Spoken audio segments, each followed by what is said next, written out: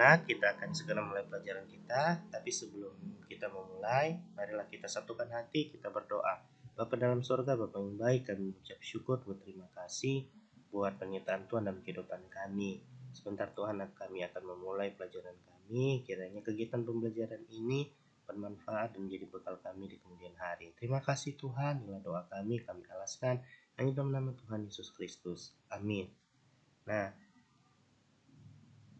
di pelajaran kali ini kita akan belajar tentang gereja sebagai umat Allah yang baru. Nah, apa sih itu gereja? Nah, mungkin yang terbayang ketika Bapak tanyakan apa itu gereja, mungkin dalam benak kalian atau dalam pikiran kalian, gereja itu adalah tempat orang beribadah, atau lebih tepatnya orang Kristen beribadah. Nah, mungkin juga ada yang mengatakan gereja itu adalah bangunan dan lain sebagainya. Nah, yang kalian sebutkan atau yang kalian pikirkan mengenai pengertian gereja benar, karena itu pengertian secara umum. Nah, kali ini kita akan membahas lebih lagi sebenarnya apa sih itu gereja. Nah, kata gereja dalam bahasa Indonesia merupakan terjemahan kata igreja dalam bahasa Portugis. Kata igreja dalam bahasa Portugis ini berasal dari kata ecclesia dari bahasa Latin. Nah, dari kata ecclesia itu ternyata terjemahan dari bahasa Yunani atau kata Yunani, ecclesia. Nah, dari bahasa Yunani ini yaitu ecclesia dari dua suku kata yang digabungkan. Ek yang artinya keluar dan kaleo artinya memanggil. Secara sederhana, ecclesia berarti dipanggil keluar. Dipanggil keluar dari mana? Yang jelas dipanggil keluar dari dunia. Nah, eklesia artinya adalah orang-orang yang dipanggil keluar dari kegelapan menuju terangnya Kristus. Dengan kata lain, kata eklesia ini sebagai asal mula kata gereja yang berhubungan dengan orang-orang yang berkumpul. Tetapi dalam konteks agama Kristen, orang-orang yang berkumpul itu memiliki kekhasan karena mereka dipersatukan oleh iman yang sama, yaitu iman kepada Tuhan Yesus Kristus. Itulah sebabnya mengapa kata gereja lebih sering dipahami sebagai persekutuan umat daripada sebagai tempat. Meskipun dalam perkembangan selanjutnya, gereja juga diartikan sebagai tempat bersekutunya orang-orang beriman kepada Yesus Kristus itu.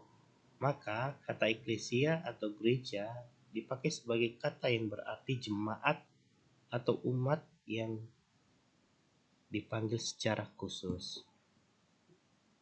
Nah, kita akan lebih lihat lagi bagaimana sih sebenarnya gereja itu. Gereja itu gedungnya atau orangnya.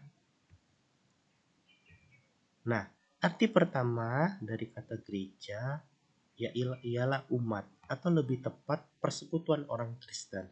Arti ini diterima sebagai arti pertama bagi orang Kristen. Jadi gereja pertama-tama bukanlah sebuah gedung.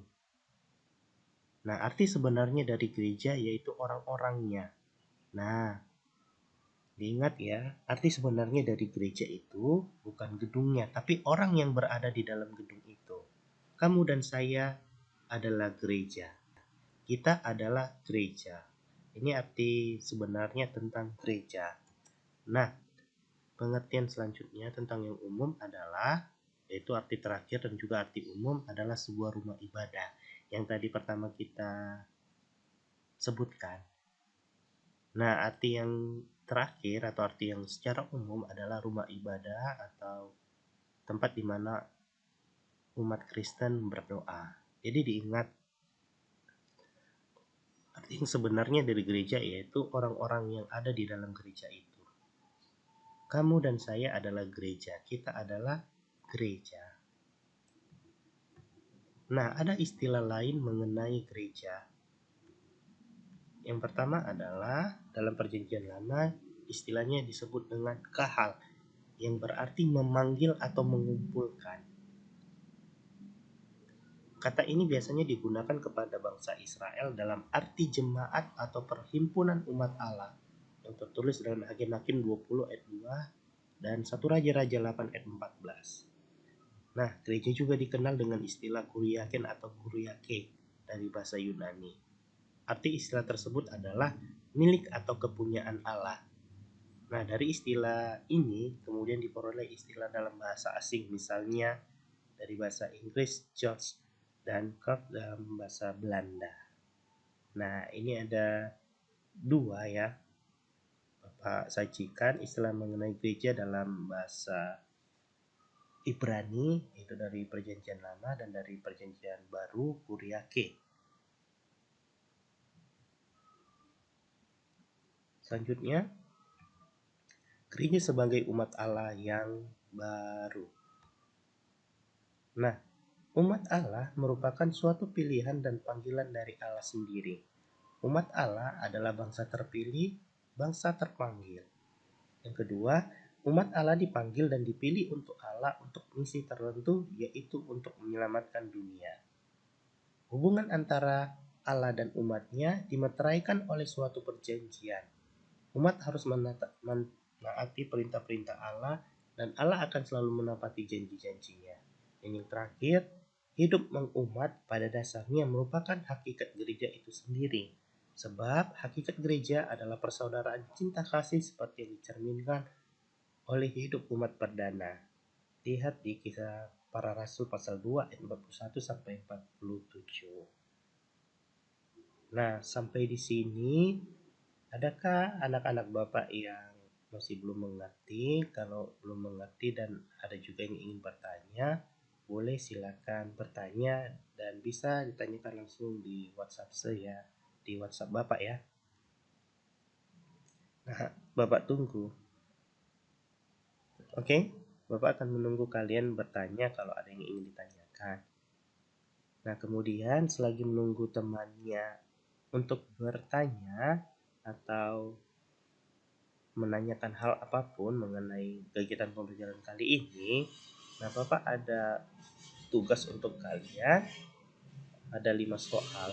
Yang pertama adalah jelaskan apa itu gereja. Yang kedua, sebutkan istilah lain mengenai gereja. Soal nomor 3, apa yang dimaksud dengan eklesia? Dan yang keempat, tuliskan isi dari ayat 1 Petrus 2 ayat 9. Dan yang kelima, menurutmu gereja itu orangnya atau gedungnya? Jelaskan. Nah, kirim hasil tugas kalian dalam bentuk foto dan kemudian dikirim langsung ke WhatsApp Bapak ya. Oke, Bapak tunggu. Nah, terima kasih buat perhatiannya. Untuk kalian selamat mengerjakan. Tuhan Yesus memberkati kita semua.